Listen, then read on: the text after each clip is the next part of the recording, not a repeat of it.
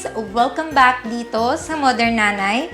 At para sa episode na ito, gagawa tayo ng basic chocolate cupcake. Isa ito sa mga requested video dito sa aking channel dahil pwede mo itong gamitin pang negosyo at pwede ding iserve sa iyong family. At syempre, pwede mo ding iregalo during special occasions.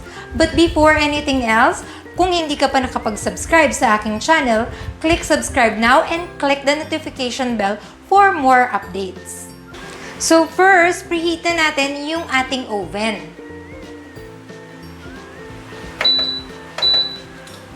I have here yung ating coffee powder. I-dissolve lang natin siya sa half cup of hot water.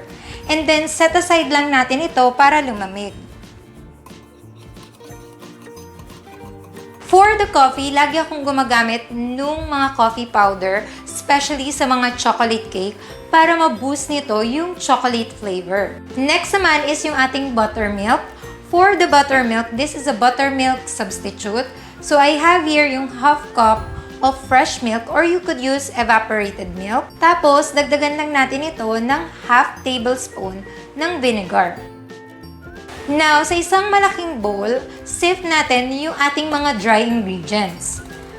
First is yung all-purpose flour.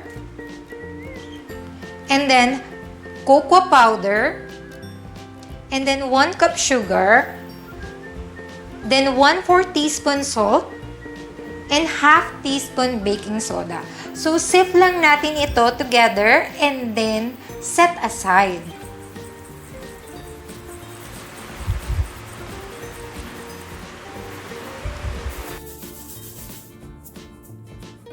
After sifting all the dry ingredients, I have here a bigger bowl for our wet ingredients. So, pagsasama-samahin lang natin yung mga wet ingredients. To start with, I have here yung oil. For the oil, you could use vegetable oil or palm oil.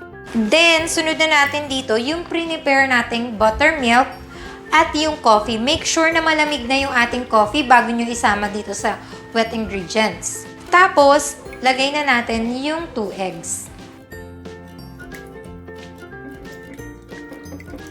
Mix lang natin mabuti and then add natin lahat ng dry ingredients.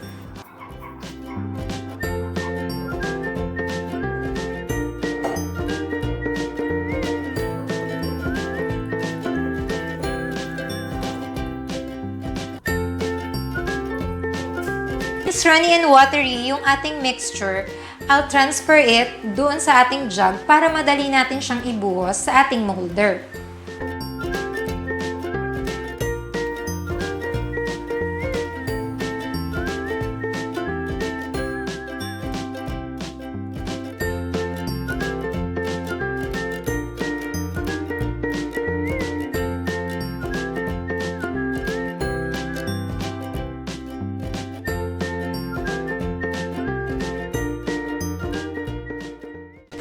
This recipe is good for 12 pieces, 3-ounce cupcake.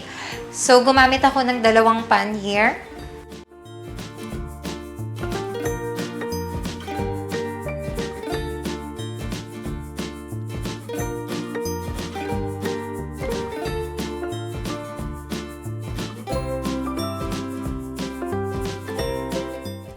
After that, lagay na natin ito sa oven.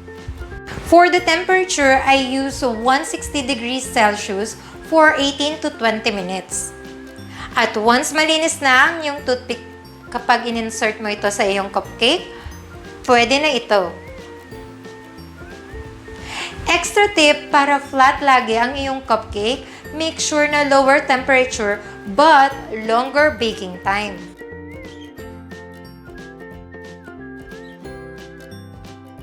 So, ayan, ready na ang ating cupcake na moist, soft, and perfect na perfect to serve with your family.